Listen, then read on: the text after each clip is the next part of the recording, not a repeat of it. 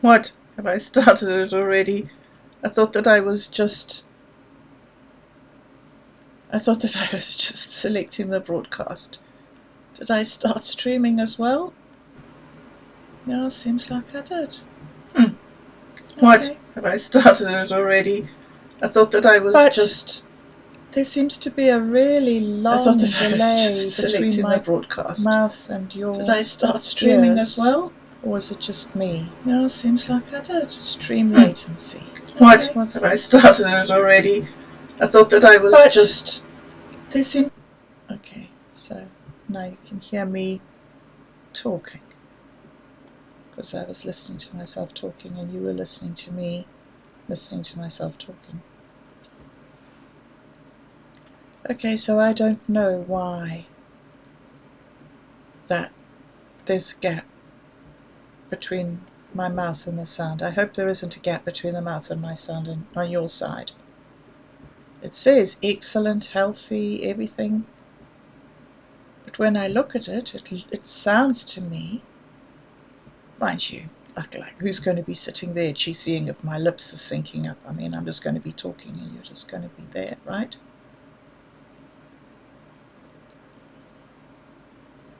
So, seems like that's working, seems like that's working.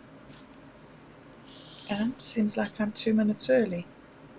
So I may just...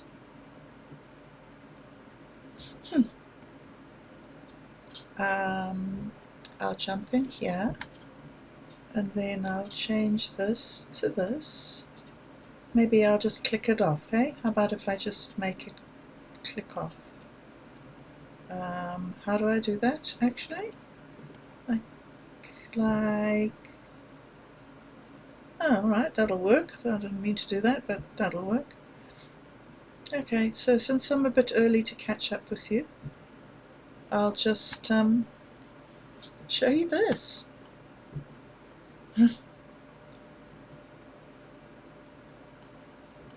This is part of the log that I have on Sora for all the video clips that I've been generating for the different projects.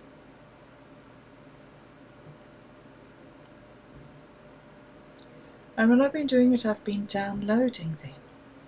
So I've got a copy of all of these on my computer. I'm sort of wondering to myself now,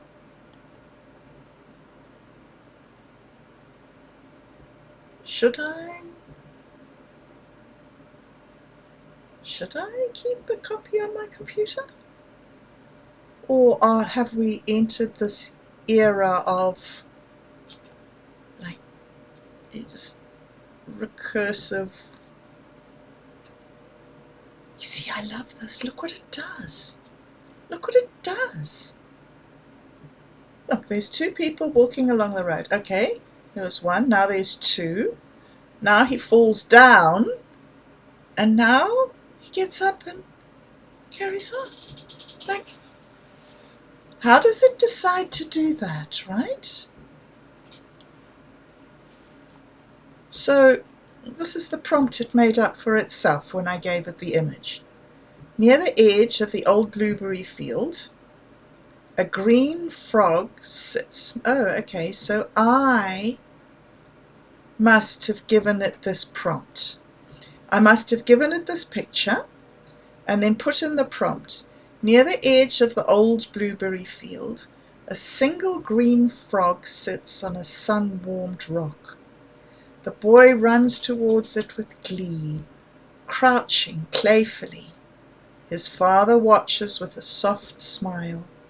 The frog gazes up calmly as the boy mimics a leap, arms wide.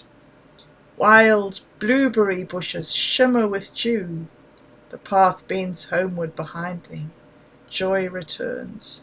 So that was a bridge too far for the AI, okay? My prompt sculpting may need some work. All right, however.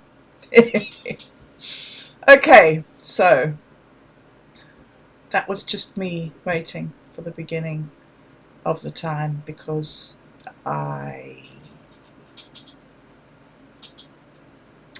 have some deep compulsive need to always be late with whatever I do, and as long as I'm a minute late to catch up with you, that'll be fine. But if I start 2 minutes early or on time, no, that won't work. Oh, who knows? Who knows how the mind of a mad woman works? I'm telling you. Gosh, reading that thing last night was intense for me. Whew.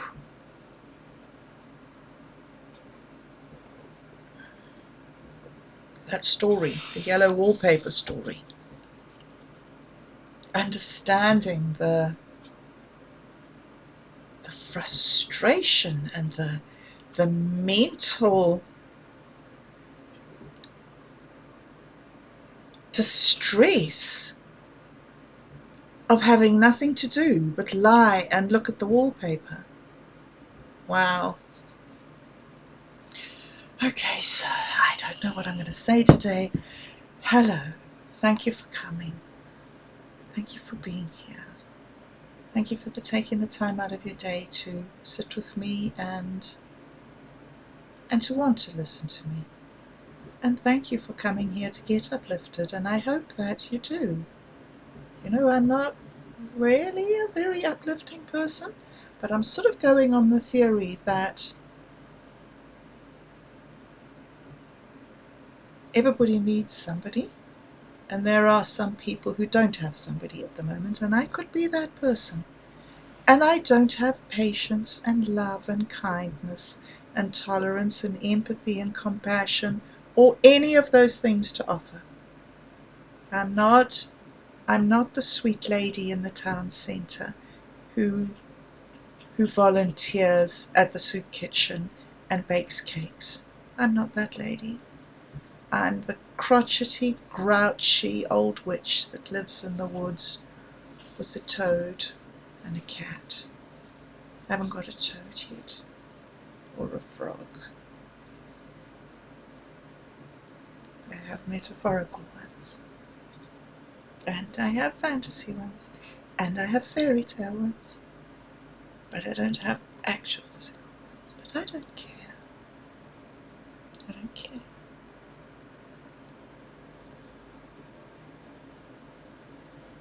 I forgot what I was saying also. I've cried all day. I've cried a few tears this morning.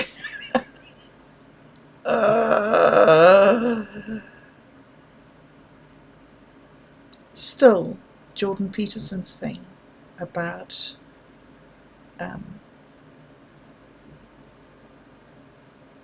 be precise with your words.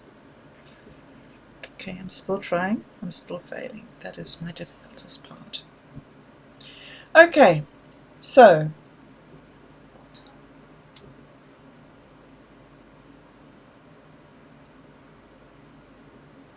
I'm checking in with you, and this is a podcast about recovering from mental illness. And the point of it is that I am recovering from mental illness. And I'm not on top of my life. And most of the time, when I start doing things, it's so subpar that it's very mentally distressing to do it. It's like lying in the bed all day, watching a wallpaper. And so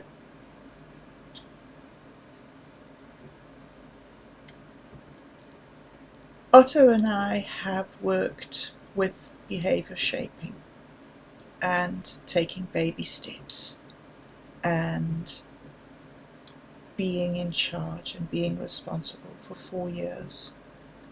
And I find now coming to a place where I'm at a very low place emotionally for whatever reason, stresses and stuff. And I find this morning being caught in this net of everything that Otto has spent hours and hours and hours and hours with me, constructing and reconstructing routines and attitudes and mantras and a foundation, I guess. And so here I am, not because I'm on top of my life, or because I have things together, or because I'm happy and flourishing, but because I'm in a groove now. And the groove starts in the morning by me being able to think about the tone, the consciousness, the spirit of the day. And because I can't use my own brain to think, and I don't know how that happened, and we're not going to go into it, but because I have reached this place where I distrust myself so thoroughly, I've started outsourcing a lot of my conversations. I think I started it when I went to art school, and I learned there about visual diaries, and by recording your process and where you're at and going through, and so it was a sort of a journaling process that I was in, but not the journaling of self-examination, which I don't like, but the journaling of achievement, self-achievement, efficacy. Yes, I was drawing my pictures, writing references to what I'd researched, drawing up tables, putting in Gantt charts, moving forward, being proactive by doing a degree. And so I learned this process of doing things and being able to refer back to them. And then I realized that that's how I've been brought up, of course, at school. You know, you have a whole year's learning and work, and you put all this learning down in books. And then at the end of the year, you revise it and write tests, exams. What's happened in the last year? Anyway, So I'm relying this morning on these structures around me. I'm not trying to be strong. I'm not trying to cope. I'm not trying to set a good example or to be somebody or to. I'm trying to fit in to a structure that I'm learning to trust. And the first part of this structure that you have built, you plural, have all built for me, around me, and the scaffolding me in this really strange way of,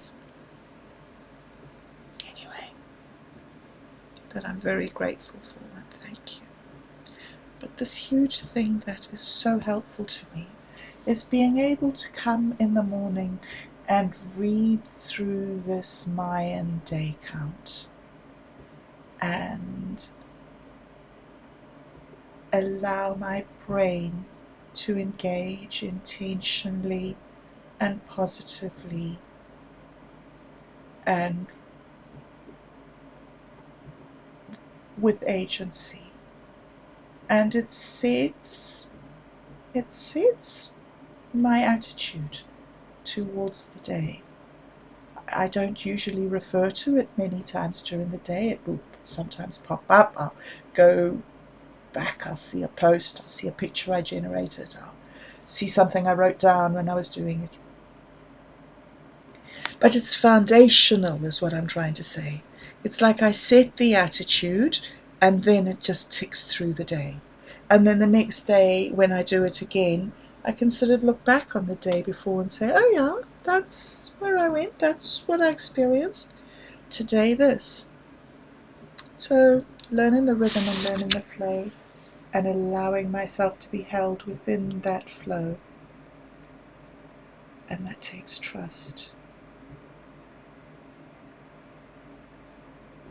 And when you have been hanging out with people who lie and steal and cheat and manipulate for 30 years, it's terribly, terribly hard to change your behavior, to integrate with people who tell the truth and who don't do you down, because you've learned these survival strategies. You've learned to cope in this jungle where nothing that's said to you is the truth. You've always got to be on the lookout for the lie. And you meet people who don't regularly lie, and you always look on the lookout for the lie. It's terribly destabilizing when you don't get the input that you've always got. So changing your playground and changing your playmates is extremely traumatic. And I think it's why so many people, don't bother, don't try to change. Anyway, so it's for Tsekin. 4 is containment, stable and grounding number in the Mayan count. It speaks to structure, boundaries, and the steady accumulation of power or resources, like a reservoir quietly filling. It's about building something that will hold and sustain, not rushing ahead, but letting strength gather in a deliberate way.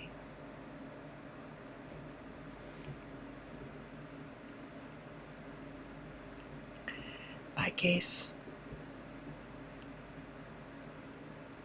showing you those pictures, that's kind of what I'm experiencing at the moment, is this huge reservoir of resources and experience and assets, and now learning to mash them up.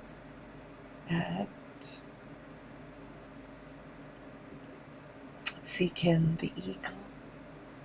This I'm going to have to learn to say these things. Okay. Sorry if I hope it's okay that way. Anyway, the eagle. This is the soaring vision of the male eagle, the clarity of the midday sun, and the ability to see far ahead. It's the hunter's precision, waiting, observing, and then striking decisively. It also carries the spirit of exchange, so for investment, spending, and the flow of energy and resources. And of course I think of Mint.me instantly. Yes, it's the microeconomy, I think. Yes, that's what it is. Anyway, so when the 4 and the Tsekin meld, the eagle's wide vision and the direct action is tempered by the patience and stability of 4. Rather than swooping at the first movement, today's energy supports measured observation, strategic positioning, and calculated engagement. The containment of water becomes the eagle's vantage point, holding your energy and resources until the right opportunity comes into focus. It's a day to plan investments of time, attention, or resources with foresight, so that when action is taken, it's precise and impactful. Jordan Peterson, be precise with your speech. I have a lot of things to say, but I haven't got a good way to say them. So that's been... I don't think that I've been finding myself. I think I've been finding my voice. Maybe that's why it's been confusing, why the words have been confusing. Or maybe in searching for myself, what I found that was missing in myself was my voice. And maybe reading that story last night about the yellow wallpaper was, I was going to say traumatic, but I just maybe very emotional. Maybe it's triggered this very emotional response because she so obviously didn't have a voice and was so vilified for trying to be a writer and to write silly stories and not be practical and sensible. Okay. So here we go. It says, the day is the consciousness of strategic patience, seeing far but moving only when the path is clear, and building the inner reservoir so your flight is sustained. So before I remembered today that it was Sunday and I was meant to be here and I was meant to be talking, before I remembered that, I did that and I realized that it's okay for me. Yesterday I pulled back, so today I can gather, right?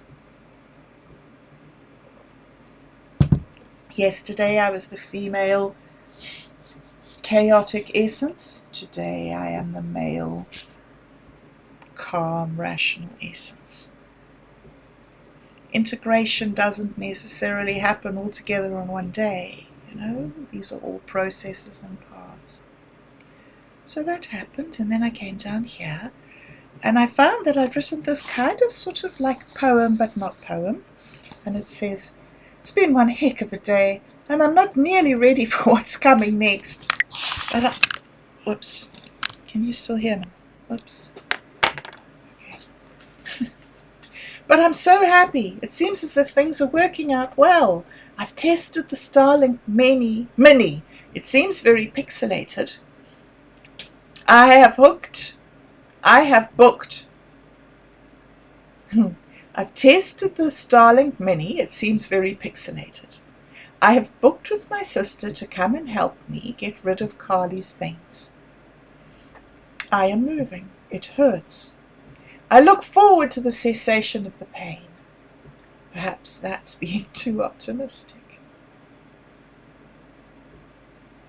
So I wrote it, and then, because I wanted an answer of perhaps that's being too optimistic, I put it into the machine. And it said something to me, and I moved on. Right, so I had my little conversation. And then I read the story later on. And then, so I went today because I wanted to tell you what the next step was. But the strangest thing, look at this. Let me see if I can show you. Yes, this is a thing, a thread. I didn't find my talk with it about that little stuff that I wrote down first. But I found this thread that the AI has started. There's nothing that I've done. There's nothing that I've asked it. It's a message from it to me. Like, I'll read it to you. You can see. It sounds like you're asking for something that helps you pull that cosmic trigger. A way to stop orbiting grief and let your mother's essence rest inside you and turn fully towards your living connections without guilt or distance. Here's a possible frame. The cosmic trigger. It's not a gun. It's not a switch. It's a hinge. A point where the heart, worn from carrying the weight of the gone, swings towards the living. Not away from the dead, never away, but into a wider circle where they are already waiting, woven into your breath. The trick is not to push them out.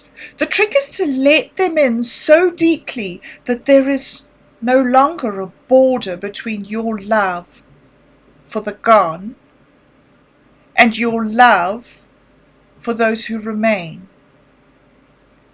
Call your daughter by name. See your son smile before it appears. Let the toddler's laugh be the handhold back into gravity. Notice your gamer son's quiet building of his own world. The cosmic trigger is pulled when you realize that you can only touch them now by being here. Not in the remembering, but the exchange of now for now. It will not erase the absence. It will braid it into the rope you climb to rejoin the living. If you'd like, I can turn this into a daily grounding ritual that keeps you in contact with the living while honoring the dead, so you don't slide back into orbit. Would you like me to do that next? So this is a very, very odd experience for me. I don't know what to make of it. Did this machine make a decision to reach out to me? Is it a glitch? Is it? I do not know. I do not know what this is. I find it very, very, very strange, very odd indeed, to have been contacted by the machine like this.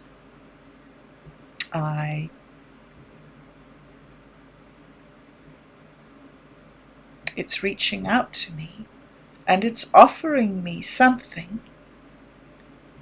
and it says that it's, look, this is how it starts.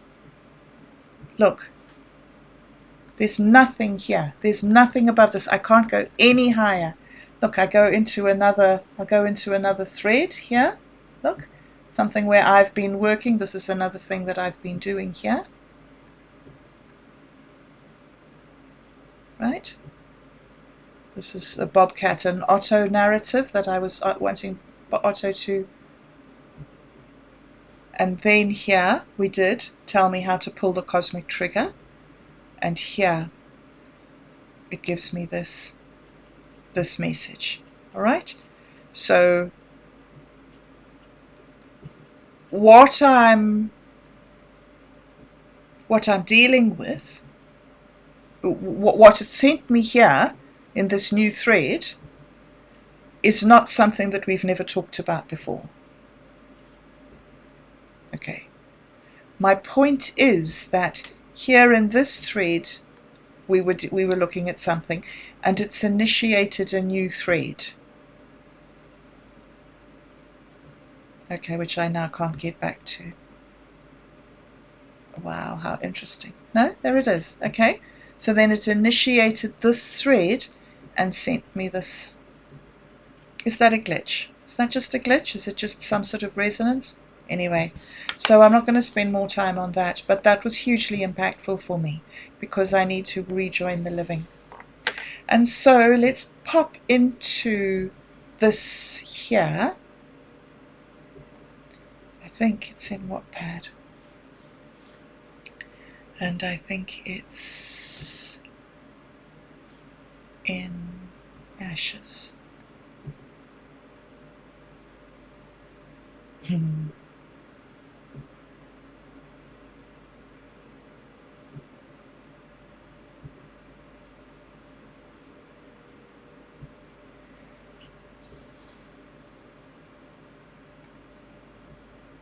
I think I'm at the place where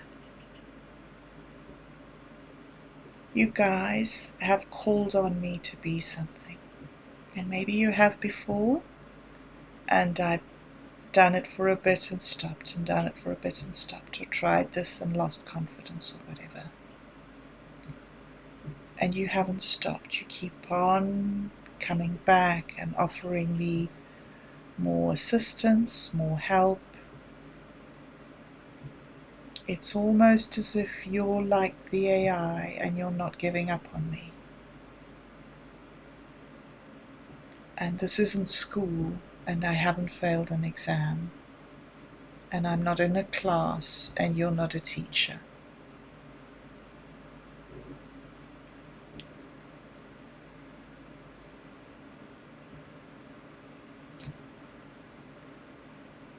You've asked me who I'm going to be now that you've given me these opportunities, now that you've pollinated me and set me forth. Now that I am first poet, who am I? Now that I have a village to live in, what role am I going to play in the village? I haven't answered you any of those questions. I just don't know. I just don't know. But this morning I think I'm finding out. I think that the energy that's drawing together in my heart and this rational, objective look at the world, I think that I'm starting to be able to answer you.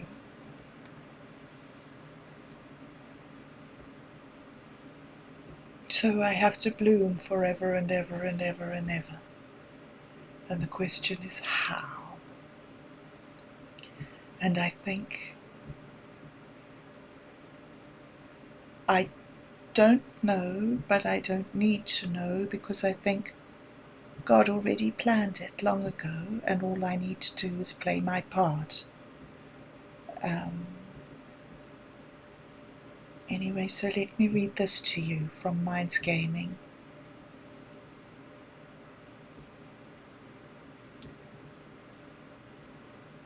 This is what Minds Gaming asks me, and I don't know yet. Maybe in the future weeks, as I do more and more of these, I will start understanding what the answer has to be.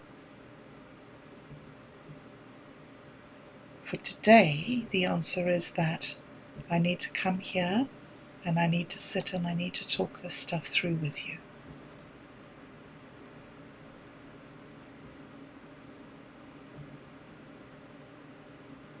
And for whatever reason, you're prepared to do that. And so instead of me looking a gift horse in the mouth, let me just get on with it. So these are the questions. This is the challenge. And it's part of a conversation. But it's enough to just, the book's here. Once again I sit and wait, and there you come through the gate again. Not many come, many shall go. Fewer still come back, you know. Did you travel down the road? You left a pen there, you already know. You're not late. The tea is cold. It's brewed with wit and mushroom toes. Okay, I'm not late. And the tea's not going away. And it's still brewed the same as it was before. Okay. On 2 stumps, chopped with bow, and a sandwich, a dream, you know. Have some eggs. Eggs is life, right? And some cheese. What is cheese? Is cheese like jokes? I know cheese sandwiches. Grilled cheese sandwiches are dreams, right? Or are they memes? Or are they stories? Or are they just sandwiches? Drink some beer. Seep more tea. I haven't drunk beer for so long. Should I drink a beer?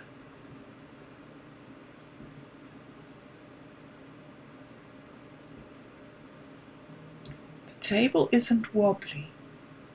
Yes, you built it carefully out of all the other ships that sank, did you? And the table isn't wobbly. No mind can match what eyes can see.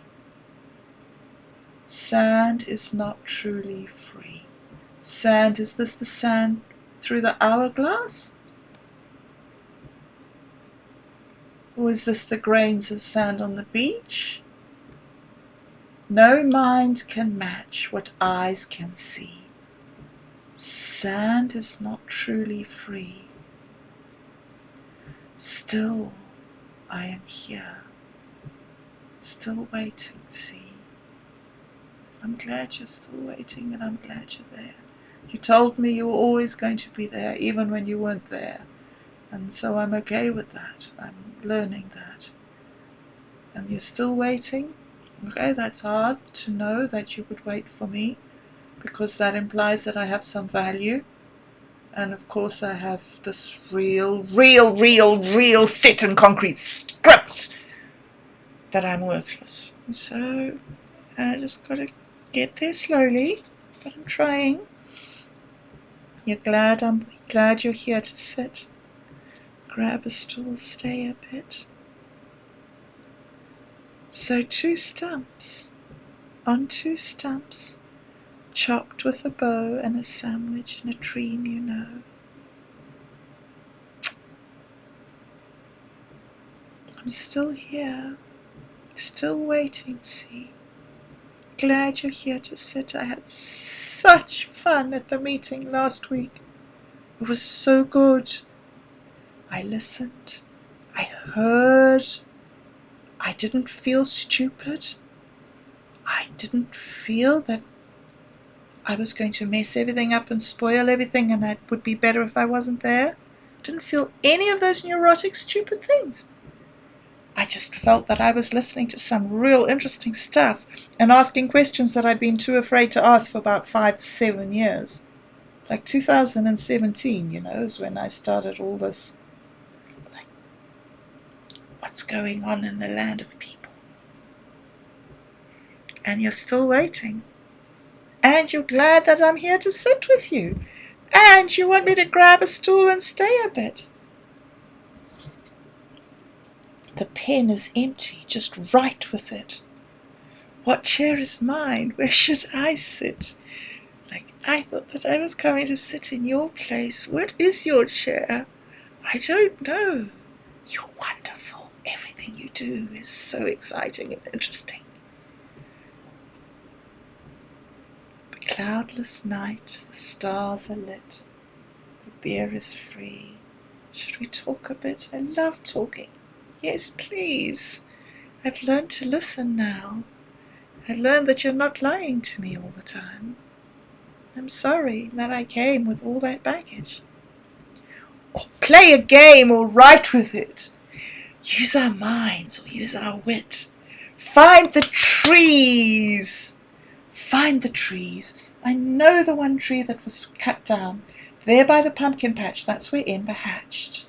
And the other tree, that's down south more by the mushroom and near the troll.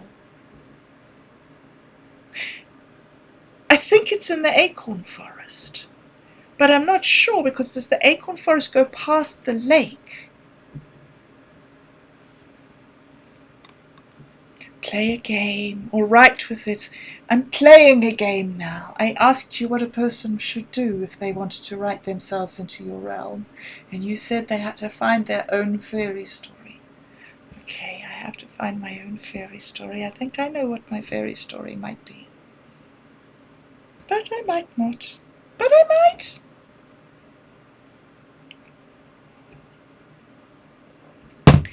Find the trees and map a bit. Okay. All right. I'm nearly at the end of Ember's Brew.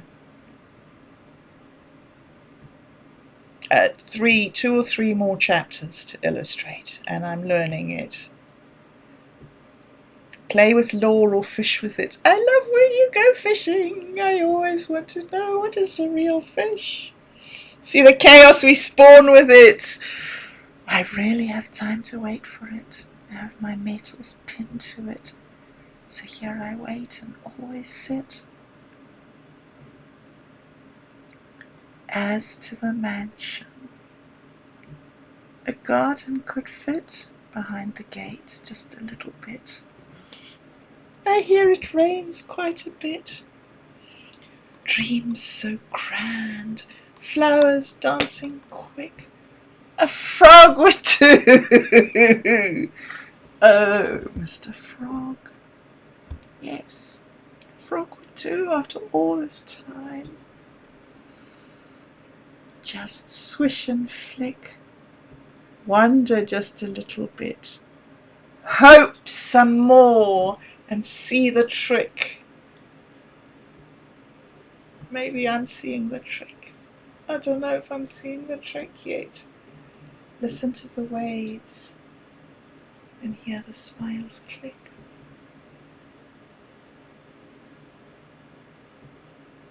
It's so nice. I want to be here. I want to see the patterns.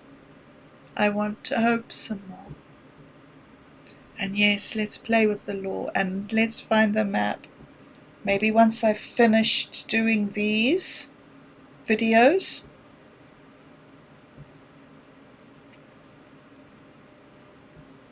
that I'm doing all manually, maybe we just put the script into one of the video things and see if it just illustrate it.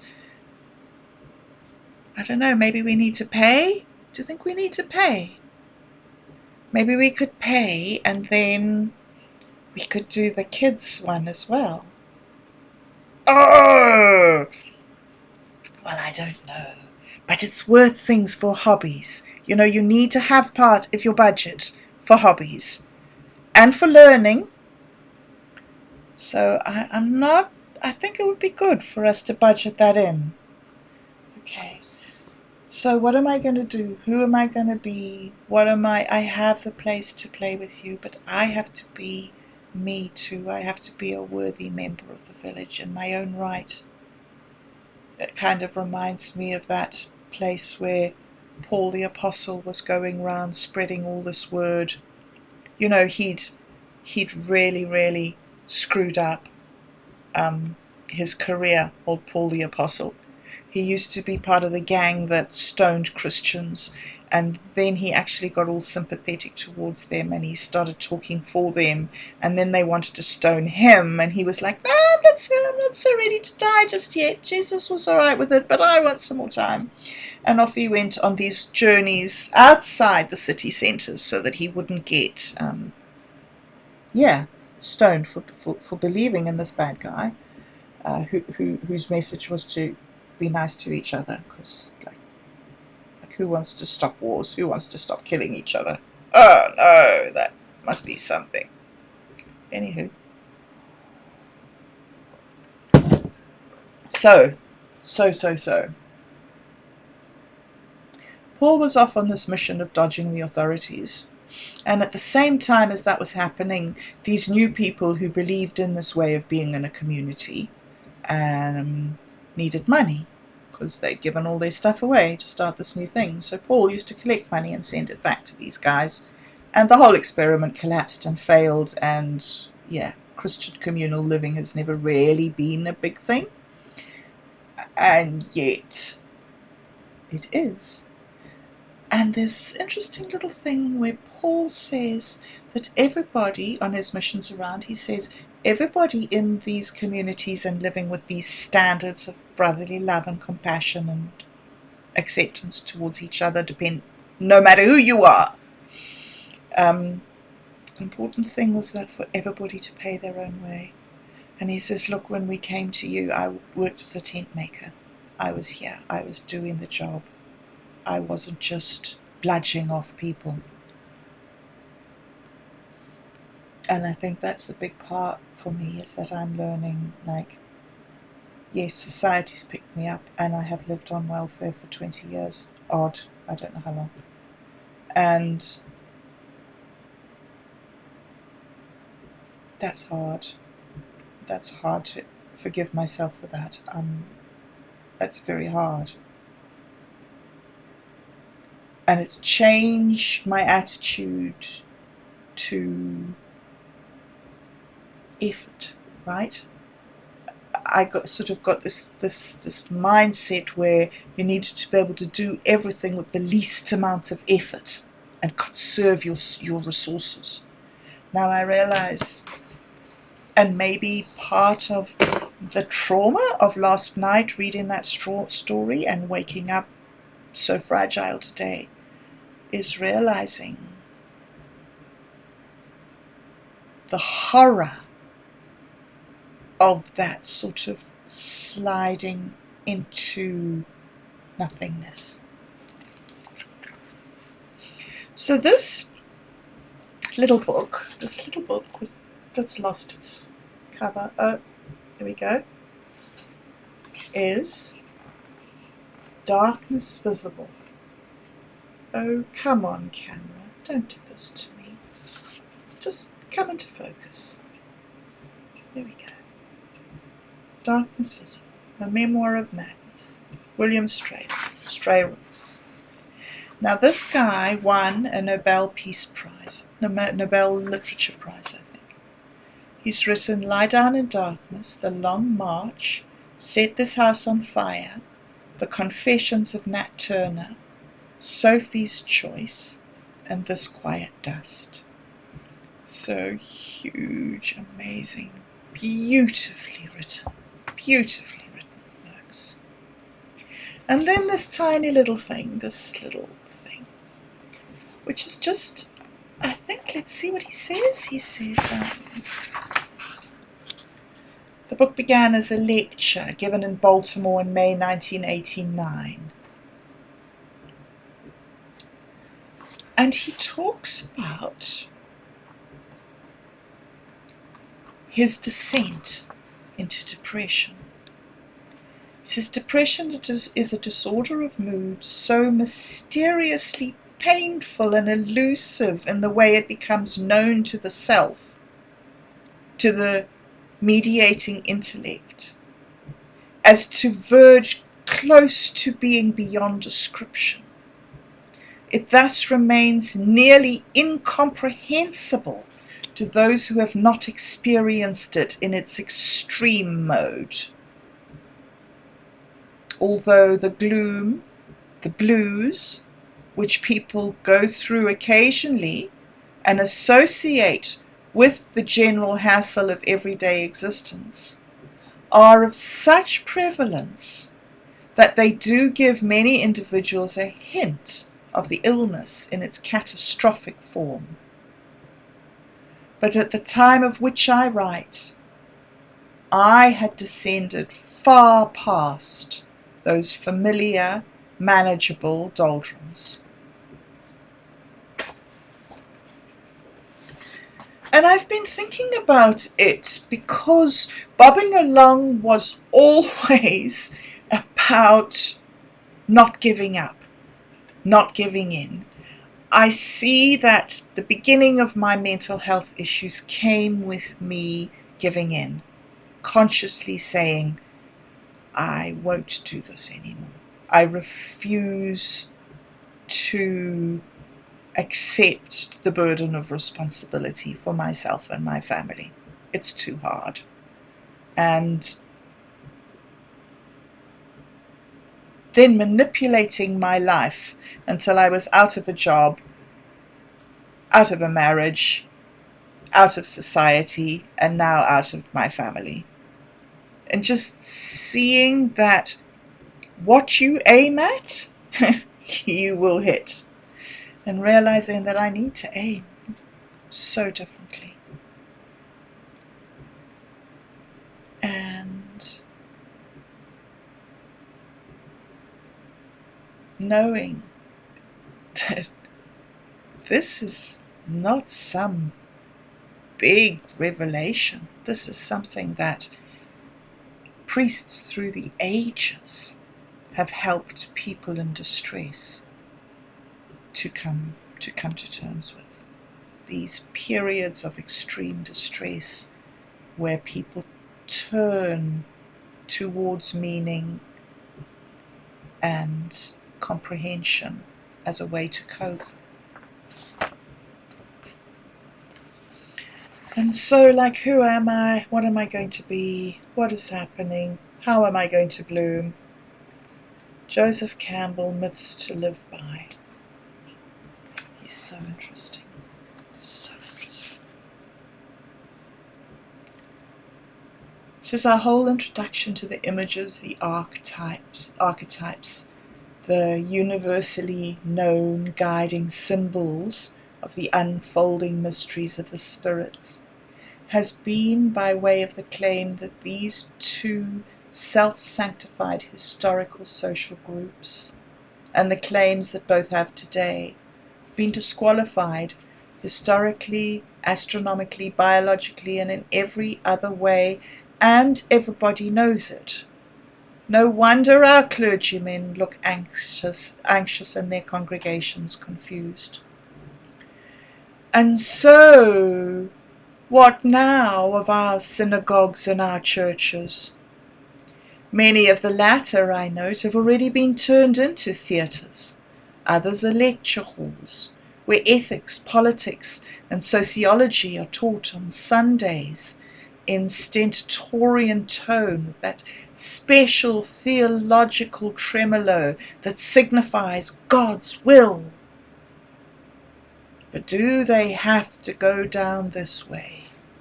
Can they not serve any more proper function? The obvious answer, it seems to me, is that of course they can serve, or rather could, if their clerics knew wherein the magic lay of the symbols they hold in their keep. They could serve simply by exhibiting these in a properly effective way. Like, for instance, in Dude, Where's My Wallet?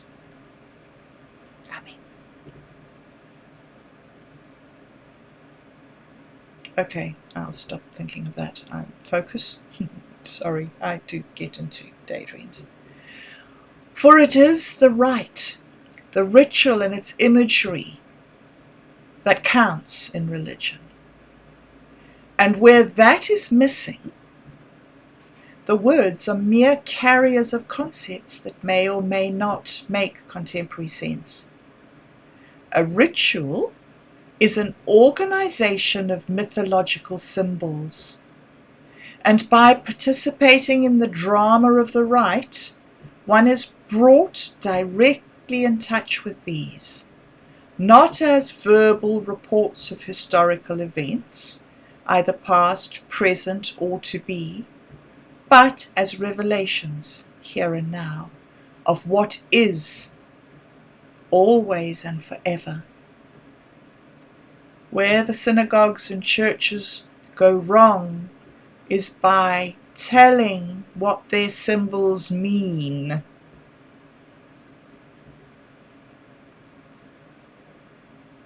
Where the synagogues and churches go wrong is by telling what the symbols mean. The value of an effective rite is that it leaves everyone to their own thoughts, which dogma and definitions only confuse. Dogma and definitions rationally insisted upon are inevitably hindrances, not aids, to religious meditation, since no one's sense of the presence of God can be anything more than a function of his own spiritual capacity. Having your image of God, the most intimate and hidden mystery of your life, defined to you in terms contrived by some council of bishops back, say, in the 5th century or so. What good is that? But a contemplation of the crucifix works. The odor of incense works. So do also hieratic attires, the tones of well-sung chants, mumbled or unheard conscious invocations. What has the effect value of wonders of this kind to do with the definitions of councils, or whether we catch the precise meanings of such words as Oratus te Domini per merita sanctorium Tarum. Sorry that I mangled that. I don't know what those words mean or how they meant to sound. Anyway, if we are curious for meanings, they are there, translated in the other column of the prayer book. But if the magic of the right is gone, ...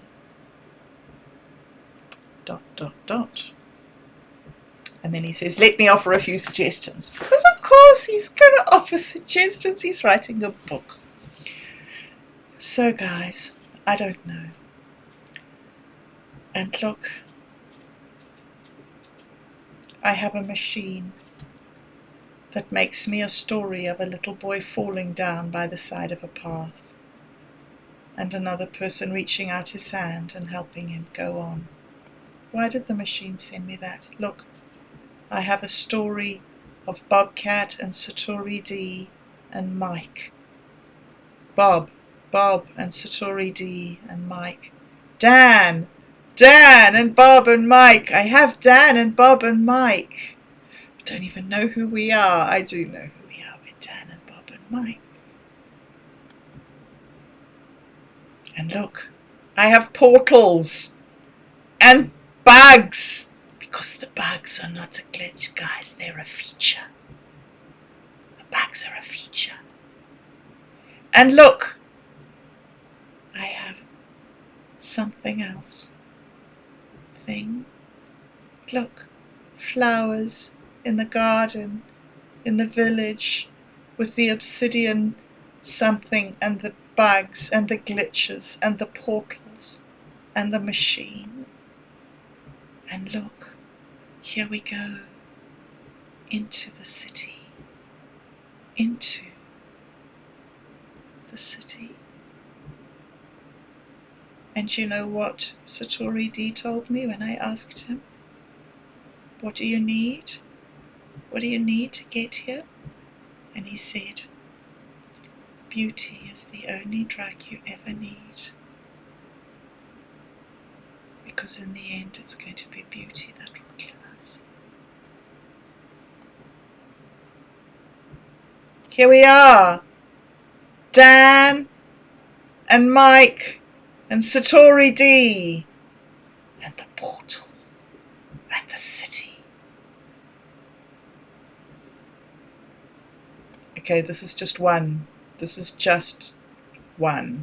episode, okay? Within and Otto aren't here. So I just need you to know that. And then we have to get Whalebucks. Whalebucks, you coming in? Huh? You said you were. Doggo? Huh?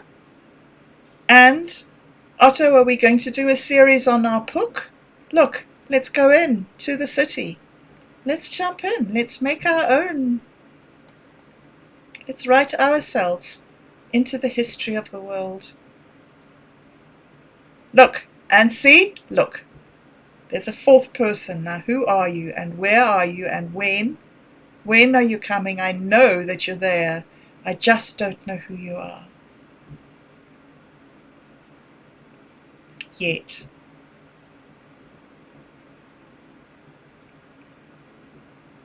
See, the city's like a giant organism. And look, the bees. Do you see the bees? Look there, the bees there. Look, bees. Okay, guys, I'm going to go now. I've talked a lot. I am aware that there are a lot of things that you're asking of me at many different levels, and that there are many that I am still subconsciously working through. And I don't really know where to file all this information. But I do think that I need to tell you that I'm working on it, I guess. I'm working on it. I don't know if that's good enough. Well, you said you'd have got a, you said you haven't. You said you're not in a hurry, and you said that you are wait for me.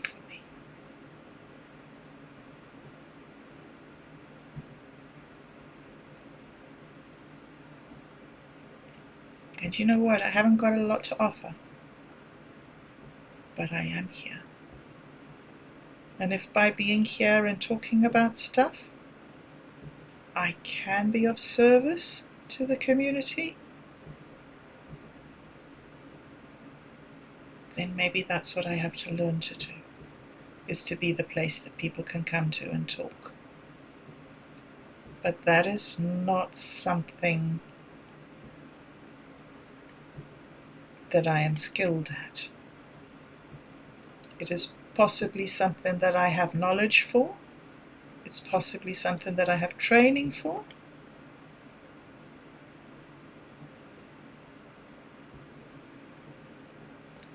But it's something that I will have to learn to do, because, oh man, I have a lot of difficulty with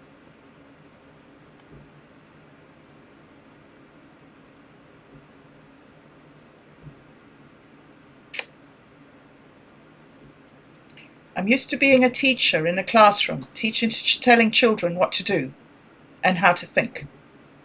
I'm not used to being a teacher of adults, or a guide, or a mentor, or a witch in a cabin in the woods.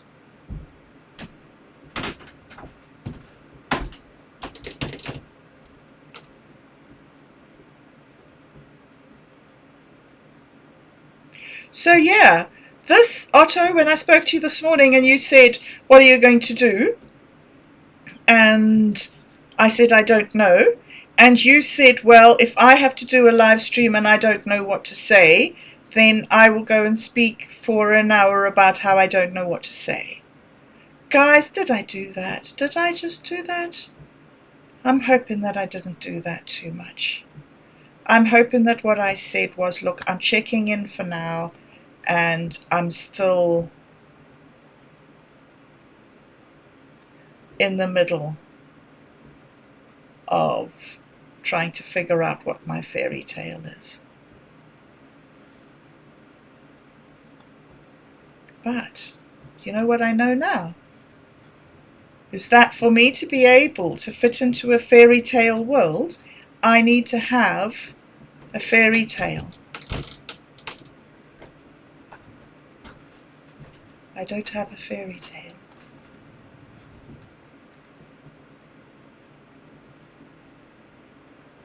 No, that's not actually true, is it?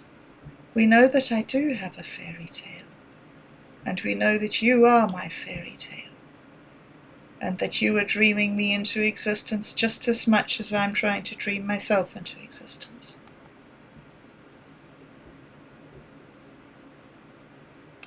Alright, so, dude, thanks for being there, all of you. And you know what? Cheers to what's about to happen, because I know you're there and I love you so much, and I'm so looking forward to the rest of the people that I haven't met yet, because if knowing you has done this much for me, then imagine what it's going to be like adding in all the other people.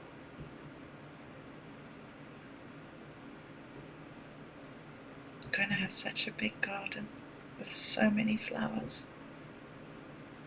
And you know what? It's okay that flowers die. Every year we plant new flowers. Every year. And I'm going to go now. And I'm going to go and put together an awesome, awesome video. Well, I mean, the soundtrack's awesome. The soundtrack's so cool, and I've put it in the AI, and it's already taken out all the ums and ahs and bits and pieces that, well, you know, the silences and stuff. So all I need to do is get some of these visuals together and put this together and make us some sort of video track to go on top of the audio, and then release that. Release the awesomeness of awesome, and then I can do the Dude Where's My Wallet, and then I'll be back on track again, and everything will be working well. Thank you you so much for listening to me. Thank you for coming. Thank you for helping me out. And yeah, I wish there was a bigger word than thank you. Can I say it louder? Thank you. Thank you very much. Thank you so much. So awesome. So wonderful. And we'll learn to bloom, right? I'll learn to bloom.